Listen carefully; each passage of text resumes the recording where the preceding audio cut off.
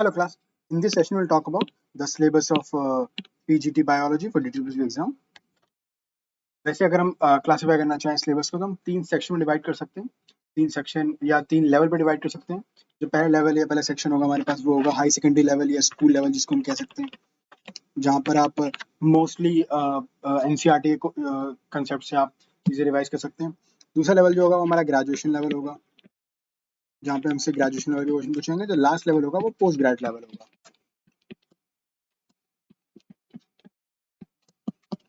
आमतौर पे क्योंकि पीजीटी एग्जाम है तो आप ठीक ठाक सेक्शन मानेंगे कि आपसे पीजीटी लेवल का या पोस्ट ग्रेड लेवल का आपसे वो पूछे, तो 3 सेक्शन में डिवाइड कर सकते हैं और सिलेबस जो है वो भी ऐसी इन्हीं का एक मिक्सर होके आता है।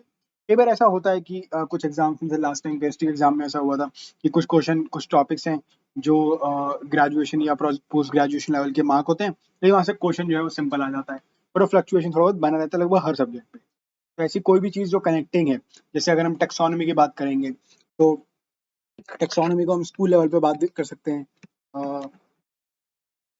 क्लास 11th में पहली बार टेक्सोनॉमी इंट्रोड्यूस होता है, उसका ऐसे आप काफ़ी स्ट्रेच कर सकते हो। ग्रेजुएशन लेवल में थोड़ा बहुत पढ़ा जाता है, लेकिन जो चीज़ फंडामेंटल बेस है वो आपको उस फंडामेंटल को तो कवर करना है, किसी भी लेवल तक जाता है।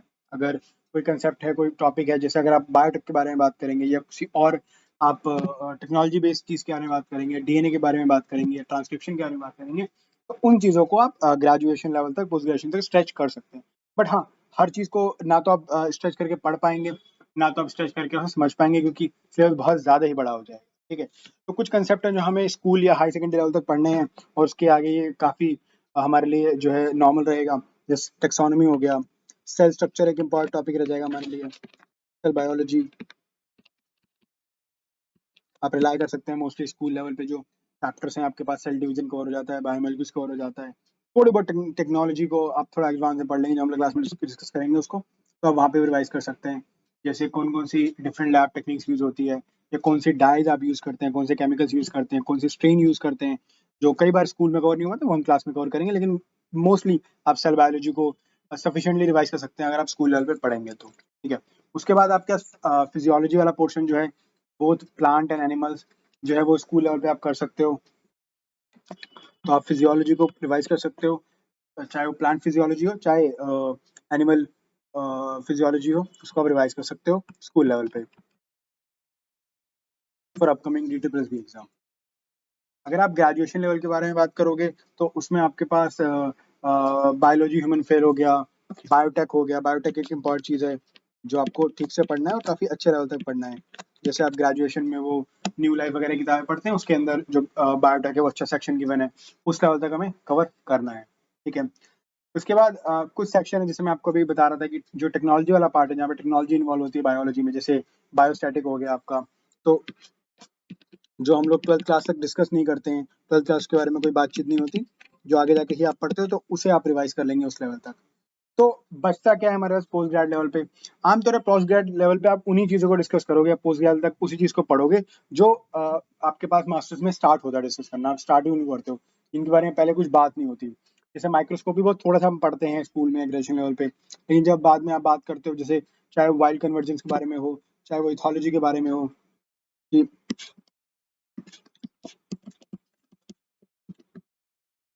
इथोलॉजी जो है वो आप डिस्कस करेंगे पोस्ट ग्रेड लेवल तक का। बाकी कुछ और कंसेप्ट जो हमारे दिमाग में बहुत जल्दी आते हैं और बहुत आसानी से कवर हो सकते हैं, जैसे कि इकोलॉजी हो गया, उसे आप स्कूल लेवल तक करेंगे, that is totally fine. Secondary level तक, हाई सेकेंडरी लेवल तक जो किताबें आती हैं उनसे जो क्वेश्चन प्रैक्टिस होगी that is more than enough. Same goes for genetics, genetics and evolution. उसका एक रीजन ये भी है कि एवोल्यूशन आप बाद में पढ़ते हैं, डेफिनेटली पढ़ते हैं, काफी लंबा खिंच जाता है कुछ जगहों पे, इस पे काफी एम्फेसिस चैप्टर बने हुए हैं कुछ जगहों पे। लेकिन जो हमारे पास जेनेटिक्स के रूल्स हैं, एवोल्यूशन के पॉइंट्स हैं, वो काफी हद तक हम कवर कर लेते हैं और मोस्टली क्वेश्चन वहीं से पूछे जाते हैं। एक दो जो एक्स्ट्रा टॉपिक्स आते हैं वो हम क्लास में कवर कर लेंगे इन सेशंस में, तो हमारी दिक्कत की बात नहीं होगी। ठीक है, तो हम लोग इसी इसी फिनोमिना से या इसी ट्रांसलेशन से हम लोग इसको पढ़ेंगे। अगर हम इसे एक्सप्लेन करना चाहें तो आप समझिए कि आप सबसे ज़्यादा एम्फोसिस डालेंगे उन टॉपिक्स के ऊपर जो स्कूल में आते हैं, फिर ग्रेजुएशन, फिर पोस्ट ग्रेड। क्योंकि पोस्ट ग्रेड से बहुत सिलेक्टिव क्वेश्चन आएंगे, बहुत ज़्यादा क्वेश्चन नहीं आएंगे, क्योंकि सिलेबस ही बहुत ज़्यादा नहीं बचता है। पोस्ट ग्रेड में बहुत सारे लोगों के पास अलग तरह की ब्रांचेज होती हैं, तो इसलिए आपके पास कुछ सब्जेक्टिव चीज़ें वो आपसे इस बारे में डिस्कस करेगा। जैसे हम यहाँ पे ये सिलेबस आप देख सकते हैं, ये हमारे पास जो पार्ट 1 है, जो जिसको मैं फ्रंटियर बायोलॉजी बोलता हूँ।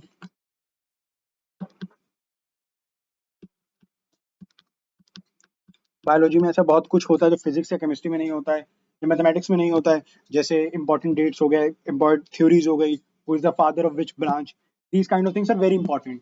कुछ इंपॉर्टेंट पॉइंट जो डायरेक्ट कहीं फॉल नहीं होते हैं, जैसे इम्यूनोलॉजी का एक सेक्शन है, वो आप ह्यूमन वेलफेयर में पढ़ सकते हैं, लेकिन कई बार जो डायरेक्ट थ्योरीज हैं वो आपसे डायरेक्ट पूछते हैं। बहुत कॉमन है कि वो आपसे डेट्स के बारे में या इंपॉर्टेंट थ्योरीज के बारे में पूछते हैं, कि जैसे ये वाली लाइन किसने बोली या वो थ्योरी किसने प्रपोज की। These kind of section are very important. आमतौर पे हम कहीं लिस्ट नहीं करते हैं, तो हम लोग जो अपने सेशन स्टार्ट करेंगे, सबसे पहले हम लोग फ्रंट एंड बायोलॉजी ही पढ़ेंगे। पहले सेशन में हम पढ़ेंगे इंपॉर्टेंट डेट्स क्या होती है, इंपॉर्टेंट थ्योरीज क्या होती है, उसको डिस्कस हम लोग करेंगे। ठीक है, फिर सेकंड सेशन में हम बात करते हैं सेल बायोलॉजी के बारे में, जहाँ पे टूल्स हो गया, सेल डिवीजन हो गया। नॉर्मल सेल तो हम पढ़ते ही हैं, पर टूल्स पढ़ना इंपॉर्टेंट हो जाता है। जैसे मैं आपको पहले बता रहा था स्ट्रेन के बारे में, आपको बता रहा था कौन कौन से तरह के माइक्रोस्कोप यूज होते हैं। ठीक है, तो वहाँ पर जो डिटेल क्वेश्चंस है, they can ask you question about those topics very easily. And then we got like part 9 और पार्ट 10 तक के टॉपिक हैं जो हमने कवर किए हुए हैं, और ये आपको पूरा बायोलॉजी कवर करना है। इसको आप स्ट्रेच कर सकते हो, चाहे तो इसको स्ट्रेच कर सकते हो, लेकिन ये भी ध्यान रखना कि एग्जाम बहुत ही जल्दी है, तो उतना ही पढ़ेंगे जो आप रिवाइज कर सकते हो बहुत जल्दी। ठीक है, so that's all for this session. See you in next class.